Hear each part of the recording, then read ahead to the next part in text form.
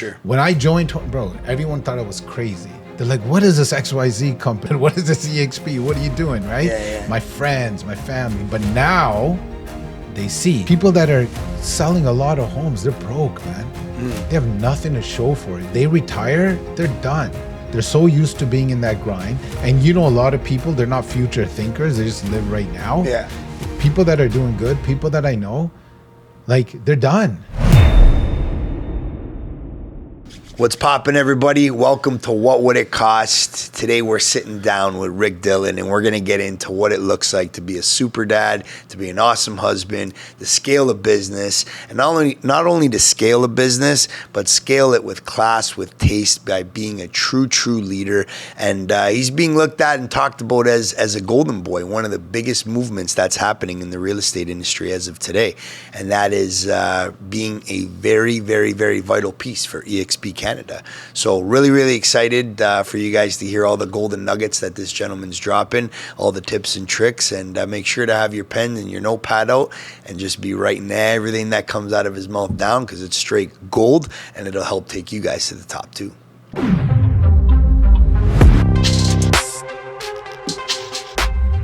So just jump right into it. I find you very inspirational in the way that you're an awesome dad. Yeah. You're an amazing husband.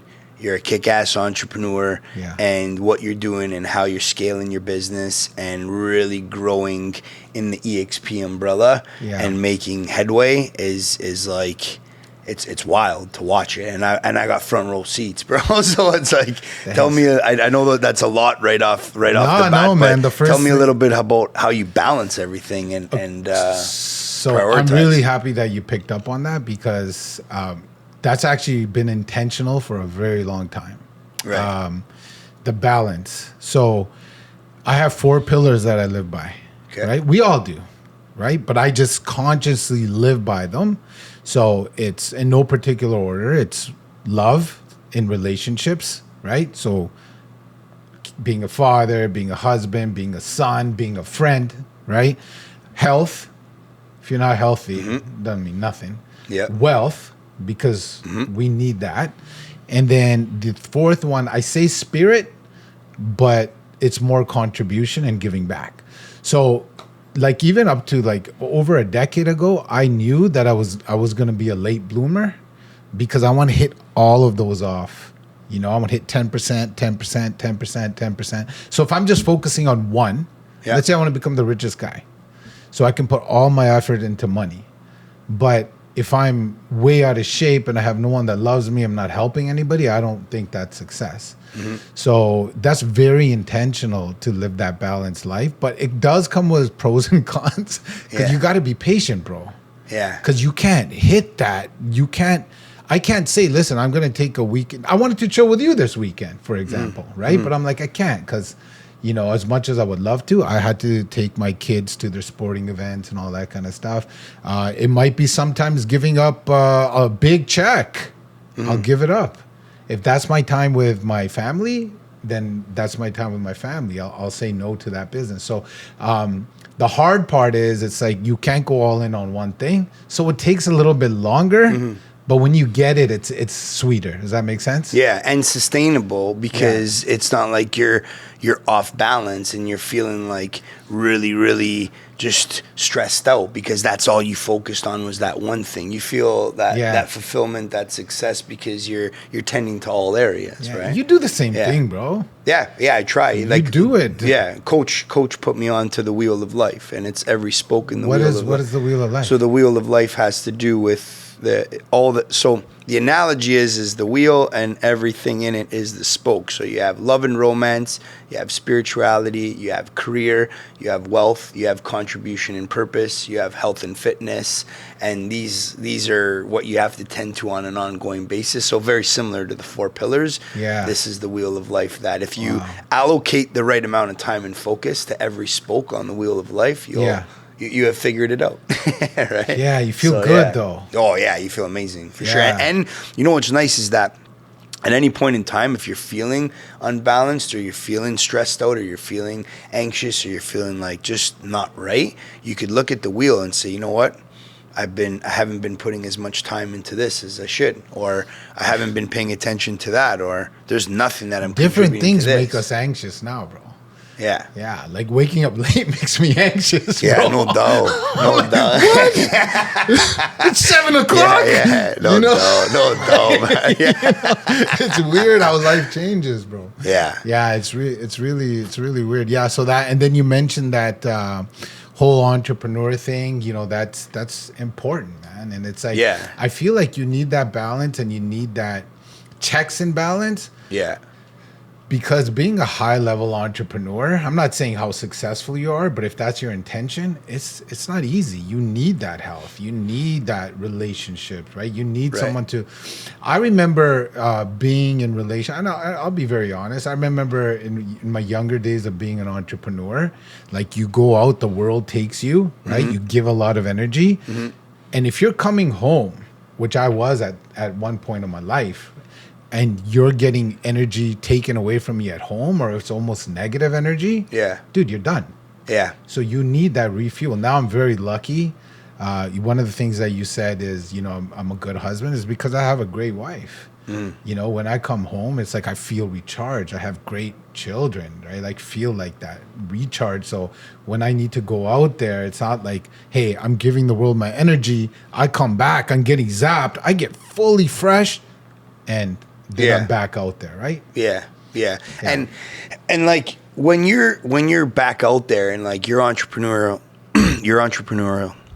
sorry, you being an entrepreneur, and you putting yourself out there in a big way, is like you're this golden boy and you're this like star player, first line center for this EXP movement, right? And that is massive because there's a lot of people that are looking into that operation right now and that are looking onto that brand and saying, is this the way of the future?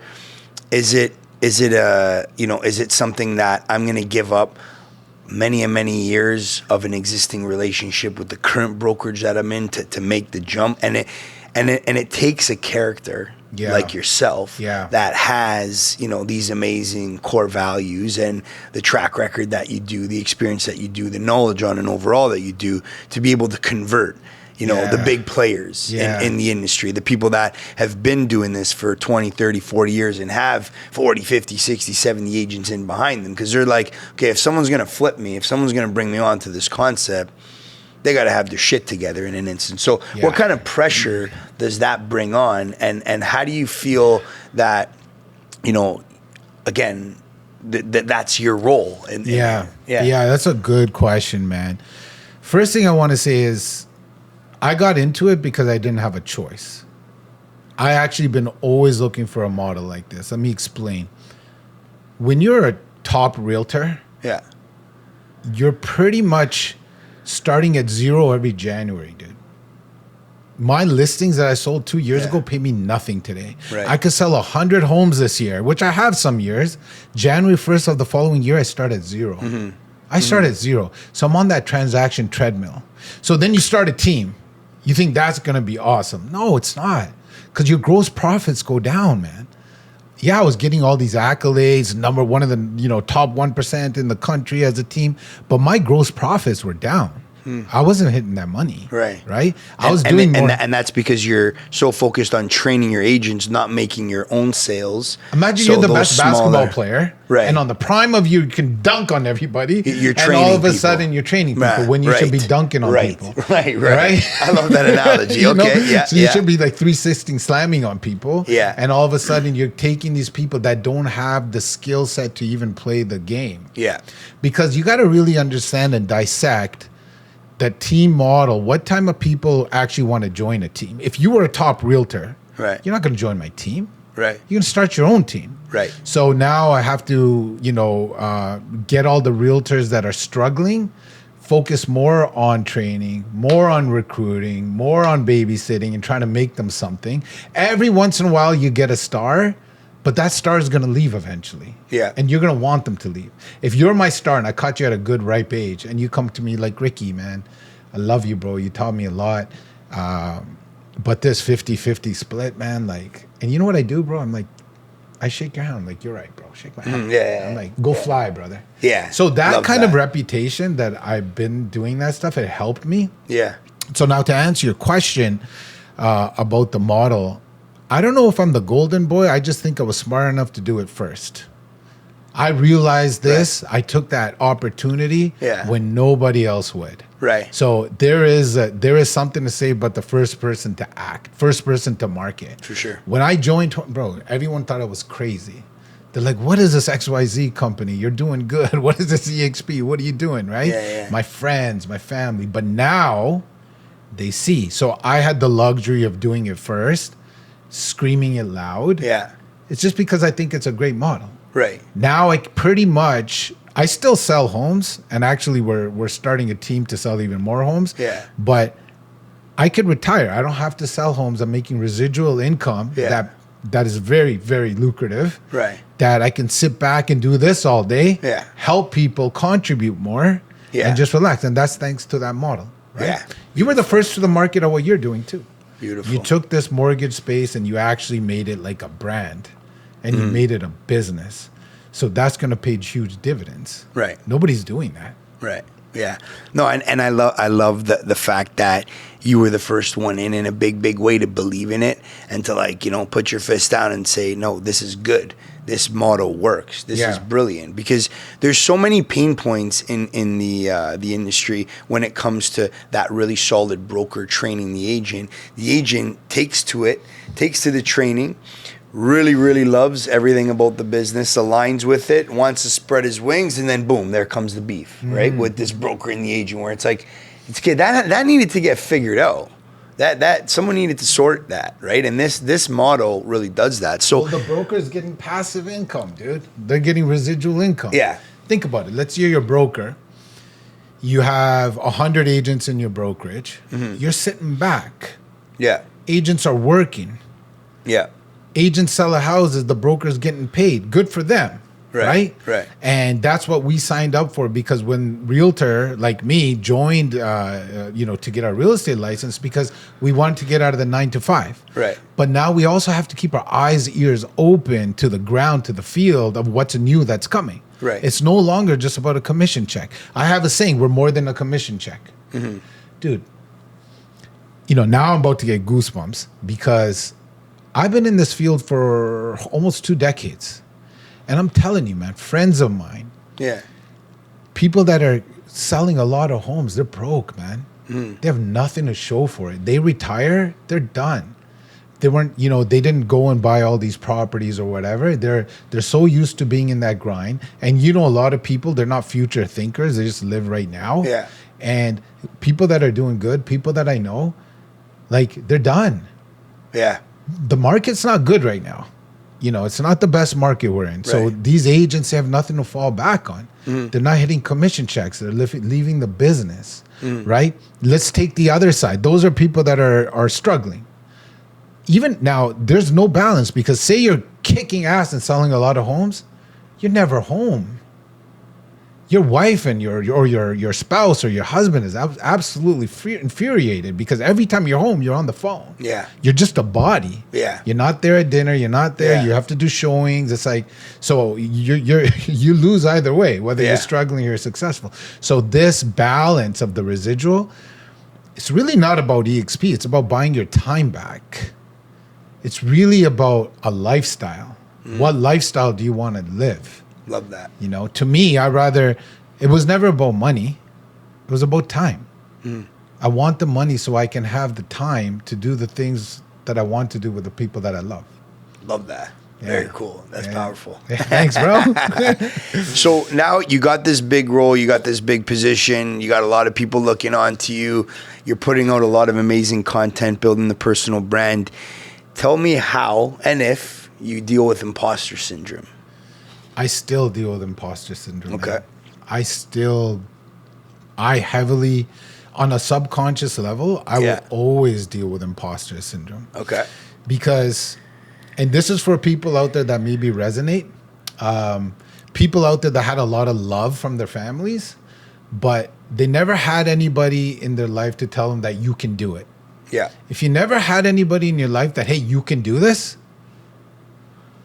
you're always gonna feel like an imposter. I feel like imposter right now. If you really ask me the question, Right. I feel like, well, what the hell? This guy's calling me a golden boy. You know, I'm like, am I a golden boy? Yeah. Right. You know what I'm saying? Right. I know I'm healed because I can publicly admit that I have it. So therefore I'm healed. So I think the key to healing your imposter syndrome is just knowing that it's there. So when it comes up, you catch it. When you can't catch it, that's when you're screwed. Right? All those fears, fear of being imposter, fear of failure, fear of rejection, right? Whatever that is, they only really can get you when you know it's there. Now I catch it, and then I'm like, you know, I play a nice song in my head. I'm like, yeah, I ain't no joke. It's a hip hop song back in the day. You're too young. Yeah. But yeah, like, so when I feel like an imposter, which I always will, but I'm okay with that. Yeah. I think a lot of people do. You know how to deal with it. I know how to deal with it. No, the more and more people that I talk to that are performing at a really high level, I've never heard it like that in regards to like, oh, I catch it coming on, then I know how to deal with it and push it aside. But more and more entrepreneurs I talk to that are kicking butt and that we're looking on and saying, wow, these guys rock or this girl's awesome, they would say the same thing. And you're going to get this, right? So I think that when you want to become a complete person, for me anyway, everyone has their own standard. One of the things that I try to do purposely is to live in humility, right? To be humble, to try to bash that ego, leave it at the door, right? So if that is one of your goals, your mechanism of like not being an imposter, like at least justifying it to yourself, is gone because you're killing that. If you're killing your ego and you want to live in humility, now your imposter syndrome even comes up more because you can't lie. You can't be like, I'm the man. I'm coming here. I'm the boss. I'm the golden boy, right? So all that stuff is gone too. So the only thing that you can really do to kill the imposter syndrome, just to be 1,000% vulnerable and authentic with yourself and just be like, okay, you do have it. And I think like the more belief you build, like right now I know I am. I am. I'm at the prime. Right? And it's going to last. And I can publicly say that I'm going to do a lot of more amazing things. I know I am because that's my life mission. So to deal with that, I just think it's like you said, it's normal, man. You know? That's cool. That's cool. And a little bit before the cameras came on, you were telling me a lot about the training that you're doing with your sons right now and how you're gearing them up for the future. And you know, being a father and being someone that you know has so much life experience in all areas. What is it that your main goal is with your two little boys? So I'm very blessed, man, and grateful that I have two awesome boys. Right, like they're good kids. And I say that everyone thinks their kids are good, but other people do. Like if my kids came to your house, right? And we were there, they ate a dish, they'd go and wash it. They won't do that in my house. But they'll do that. They're good people. That's first and foremost. So I'm very blessed that they're good people, genuine people that hold the doors open for people. Like watching as a father. Beautiful. That's everything. Right? Awesome, then the second part is like what you want to do. So off camera, I have this burning desire, man, just to teach them a lot of things. And I think that comes from, I know where it comes from because I'm a very aware person. It probably comes from the fact that I wasn't taught a lot of things. So I'm kind of compensating. So when they were younger, I had to catch myself because I was doing a lot of coddling and enabling. And I'm like, nah. My mom said, she's like, Rick, that's not love. I'm like, what do you mean? Just because you didn't do it to me? No, she did. I'm just like, we were joking, right? And then, but I understood what she meant. Like that coddling and stuff, as much as you want to do it, there's a place for that. But you also have to be that mentor. So I decided that I'm going to be their mentor. So one of the things that we do together is they do what I do. We train together. They play sports, and the part that we were talking about right now, I have my amateur license in boxing. I want them to box. Heavy. They were in like Taekwondo. I just want them to know how to throw hands, man. I like what you're saying too about that confidence factor. I just think that like I owe it to them to give them that skill. because the people that know how to throw hands, they're very confident, but they're usually the people that don't start anything. Right. They're usually very confident. Yeah. They're actually very calming, and they'll stop fights or whatever, right? It's a life skill. Like Right. back in the day, bro, I watched those movies. Like you have a son, you train him how to be a gladiator, right? Or you just pass that on. Like you have to. I think that's like learning how to throw hands, and then imagine the CEO. If I had to draw up the perfect, scenario, like if I was like, yeah, I did a good job as a father. Yeah. First of all, Yeah. good people. We already talked about that, right? Good relationships or whatever. But when you're talking about them, someone that can that's someone that is physically fit, has good people around them, and are running businesses, right? Like if I was an NBA player, I would teach my kids how to play basketball to an NBA level. Right. Imagine I was LeBron James. Actually, I don't want to be LeBron. Michael Jordan. Yeah. But right, then I would get them the best assets in that way. So now, I see myself as a business person that has those 4 pillars. Yeah. So I want to transfer those 4 pillars at an earlier age. Right. Right. Very cool. Very cool. And the relationship with your wife, I've been there in the office to witness it, right? Yeah. And I think it's so beautiful because you could tell and you could feel that it's really healthy, right? Yeah. I've been at dinner with you guys. I've been in the office with you guys. And how is it that you've built such an amazing relationship, number one? And number two, how do you balance the personal relationship with her one-on-one outside of work and then the work side of it? Because there is a little bit of crossover that you guys have. First of all, I would never work with her in terms of the same business. Right. I'm smart enough to not do that. Okay, right. There's only one line in that field. We share an office. We have a huge office at the Port Credit. Yeah. So she has a little office. She does her thing. She's doing way bigger things than I am. She's building a marketplace. She told you a little bit about it. Yeah. But again, the truth of it is that's my second marriage. Right. To be quite honest. Right. I went through a marriage that failed. Any way you twist it or turn it, it failed. And it's not anyone's fault. It just failed. So this is something that I really wanted. I just feel like, just looking back, if I do a 411 on my life, I just feel that there was a point in my life I was attracting the wrong people in my life. Wrong friends, dude.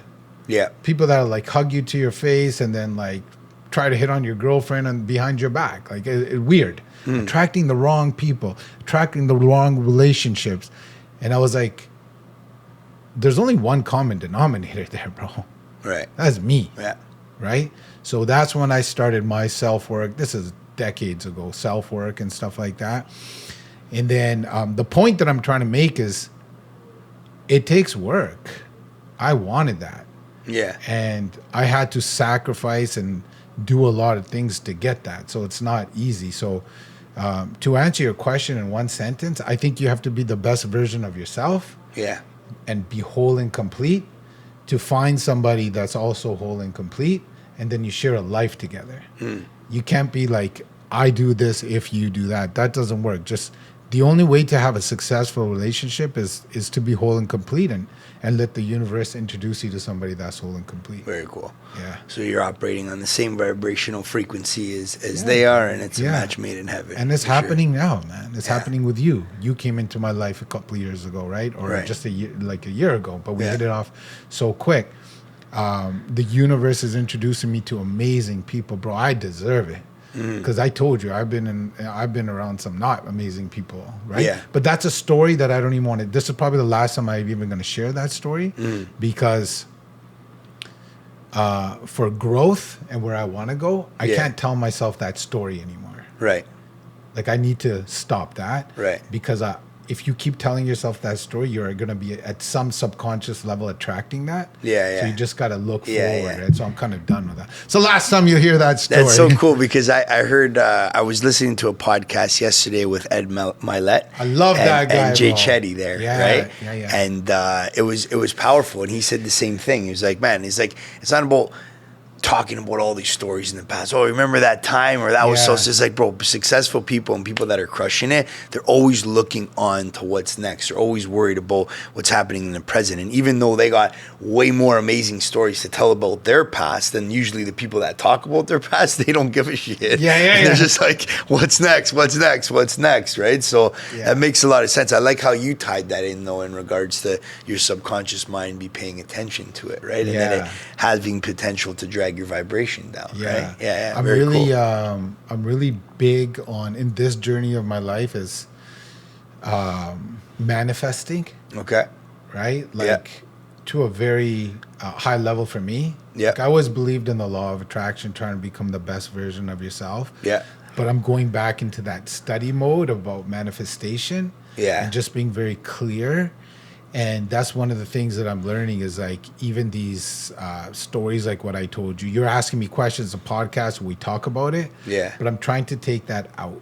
I'm trying to take that. But by that, I mean is like just by me saying that, hey, there was a time and place that I was attracting the wrong people into my life. That means it's somewhere in my subconscious mind.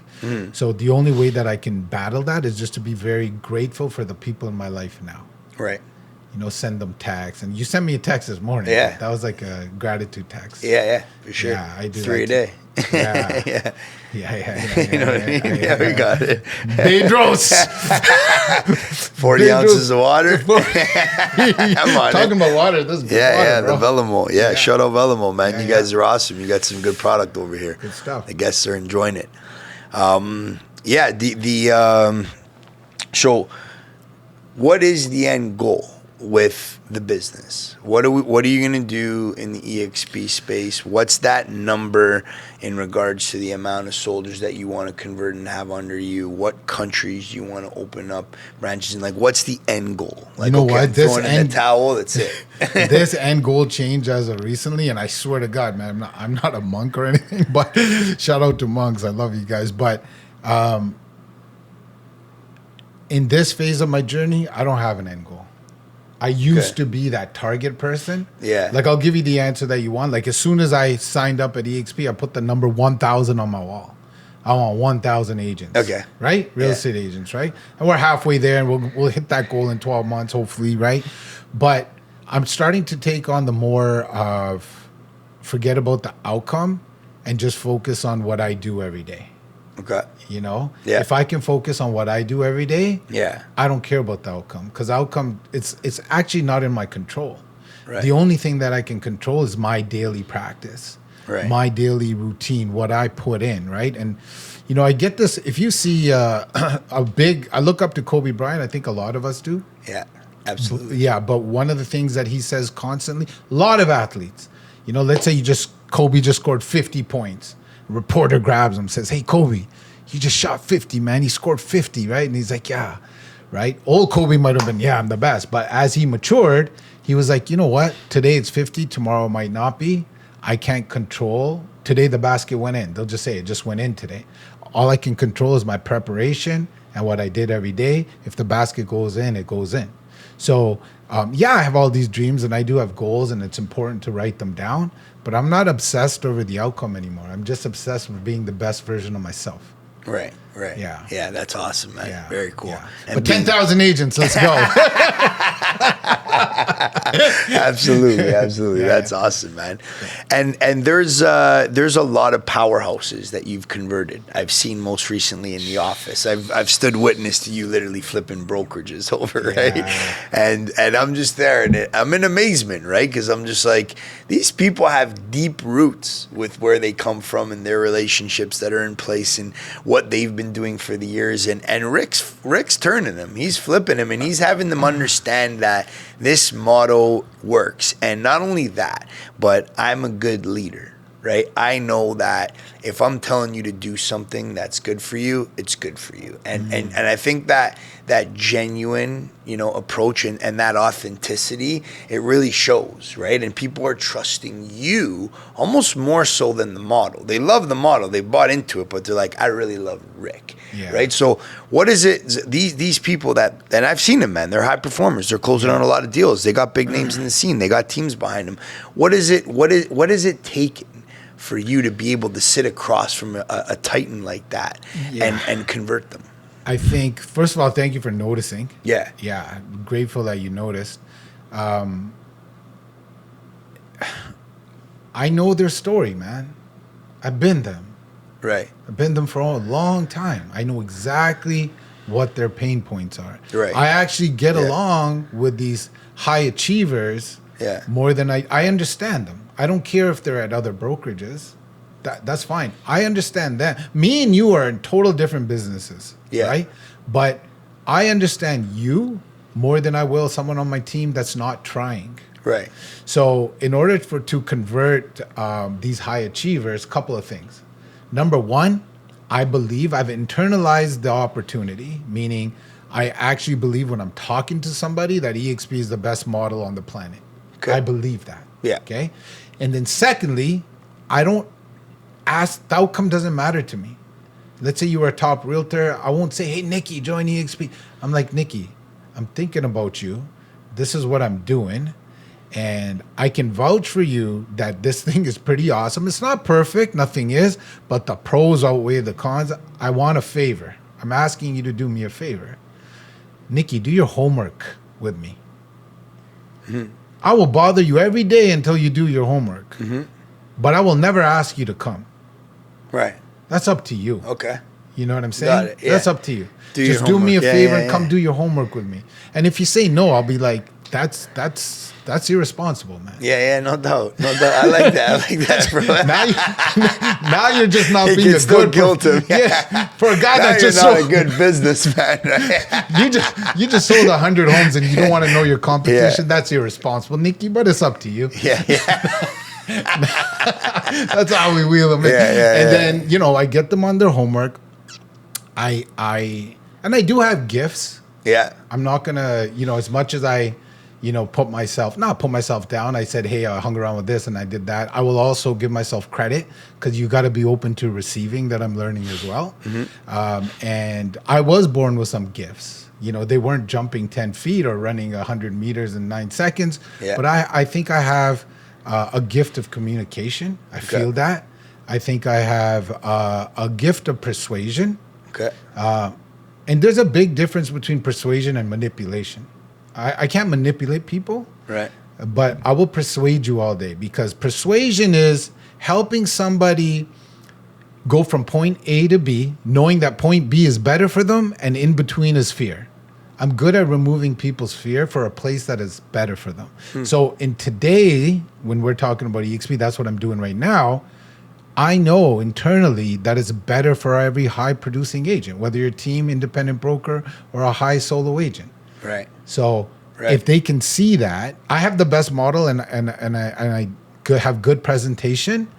And then I also understand that I've been in sales for so long. Here's the last part. For all you sales agents out there that want to sell a lot of real estate, if you can understand this one thing, you'll be ahead of the game. The money is always in the maybes. Okay, even when you're prospecting, whether you're talking to a realtor or a buyer or a seller, most people will say no to you. You'll get a few yeses, but the maybes is where the money's at. Mm-hmm. So you have to have a good follow-up protocol, right? Okay. So if you said maybe to me, I'll invite you to an event. I'll invite you to our gala. I'll give a lot of value. Mm-hmm. Like we have those Wednesdays. Hey, come to our Wednesdays. Come check us out. I'm always inviting you. Value. Yeah. We're doing these value-added YouTube channels, like just giving them that. Yeah. Just giving them value, free value. Yeah. And then I think over time they're watching you and I think the transformation happens. Right. That's awesome. Very cool. Yeah. And then like the amount of value that you're giving them combined with the experience that you have, right? Yeah. Is like, it's hard to, if you really dial in and you look at that, it's hard to see that there's it's not hard to see. It's easy to see that there's not that out there in a big way, right? Yeah. That amount of support, that amount of love, that amount of value that people are being offered up before they would even convert or join the team, right? Yeah. Like, cause you're building this value into people that aren't even with you yet. And you're just saying, hey, take your time. I remember we were talking to Mateen, for example, and it took a while. So it's not like you're having combos with them. excuse me, and you're flipping them, it's like some of these conversions are taking years, but you're continuing to add value. You're continuing to open up your hood and show them what's going on. You're continuing to really work with them, and knowing that you're not going to convert them all, right? But you continue to add that value, right? And it goes back to what we were saying. You do it too, man. You're doing it right now, right? You're just marching on every day. And what I'm saying, what you do very well is you lead by example. Yeah. You lead by example. Yeah. You know, exactly. Even with all these hundreds of agents, close to 500, whatever, I can't lose count. We're getting an agent a day, and I'm very thankful for that, by the way. Thank you guys. But I'm still outworking a lot of them. Mm. I'm still putting I'm not like retired, man. Yeah. I put my lunch bag. I take my lunch. What's that shit called again? Yeah. Lunch pail. Yeah. Get my lunch pail. Yeah. I go to work. Put on my hard hat. I go to work. And all these I'm still the hungriest agent out there. Yeah. I lead by example. It's like you wake up in the morning. Everyone's sleeping. The family's sleeping. I'm going to tell you something, Nick. Your kids are watching you. I see your kids are very young. You're an awesome father. And you keep doing what you're doing. Because I know my kids are 15. My oldest one's 15. The youngest one's 12. Time flies, believe it or not. But what you're doing as a father, you're leading by example. They're watching you. Coming home jacked. You're going for runs. You're on the calls. You know what's going to happen when they grow up? They'll be like, Dad, can I come with you one day? And you'll be like, music to my ears. Let's go. Yeah.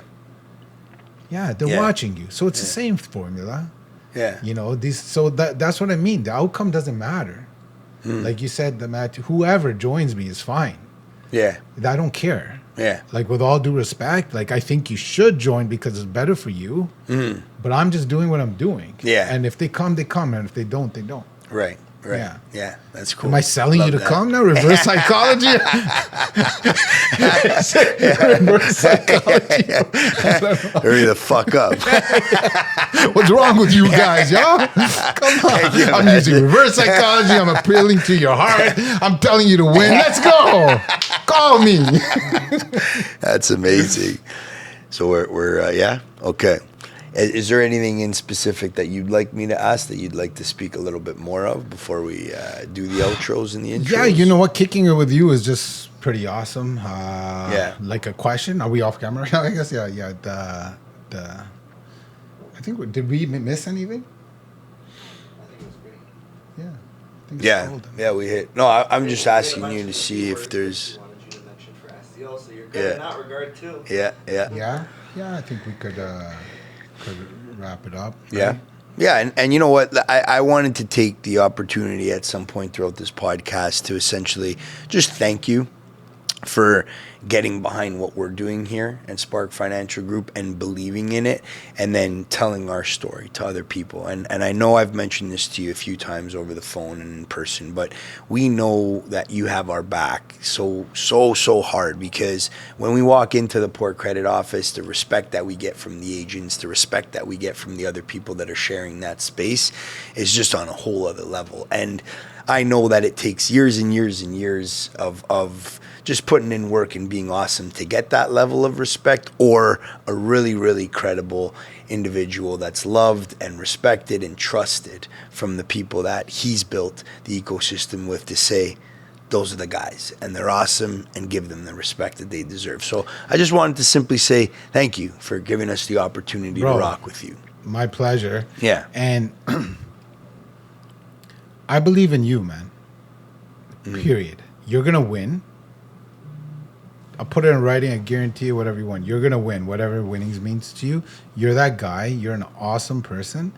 And the day we met, like, we all have, like, our internal gifts, you know. And I talked about one of the things, I'm good at reading energy, reading people. Right? So don't play poker against me. You saw that, bro. Took everyone's money, man. I could see when people are bluffing. But having said that, right? When I met you, your energy and like your composure, I'm like, you know what? That's a whole thing about being humble and killing your ego, right? Because killers sometimes want to compete with killers, for a lack of a better word. I don't want that.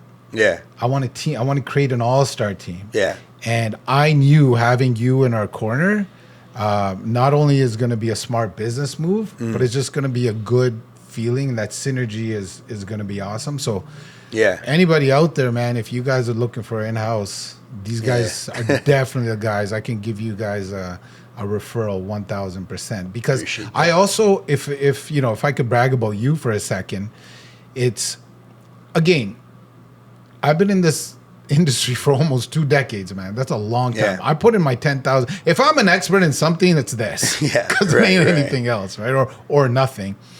And the biggest issue I have with mortgage brokers is that communication. Okay? Yeah. How many times that somebody needed a deal done or just needed, even if you have nothing done, the communication is there. So the communication aspect that you guys have involving the realtor, involving the client, you should know that nobody does that. And I think that's the number one reason that deals go down is because a client and a realtor, they can understand what needs to happen if it's not happening, but what they can't stand for is somebody not calling them and letting them know.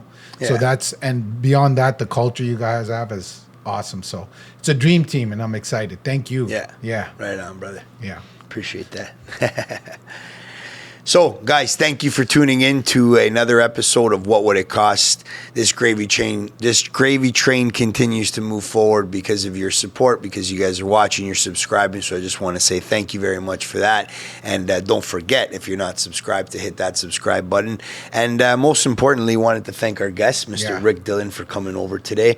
I know you're super, super busy. You're scaling a few businesses. You got a lot of moving parts. So for you to sit down with us today for over what's now been an hour, it means the world to us. So thank you for that, Rick. Thank you. Yeah. Thanks, guys. Yeah. And big shout out to the sponsors. Dominic from 2911 always has us swagged out and sitting in some really cool gear. And Velamo Water. These guys got an awesome product, alkaline, and you got to be very mindful of what you're putting in your bodies these days. And these guys are the best, without a doubt. Hey guys, make sure to comment, and in the comments, let us know exactly what you guys want to hear a little bit more of and what you guys want to watch, or any guests that you may want us to bring on, and we'll listen. We'll be reactive and get them on this podcast, and I'll ask the questions that you want me to. And if you're not already subscribed, please hit that subscribe button, and we'll keep this gravy train moving forward.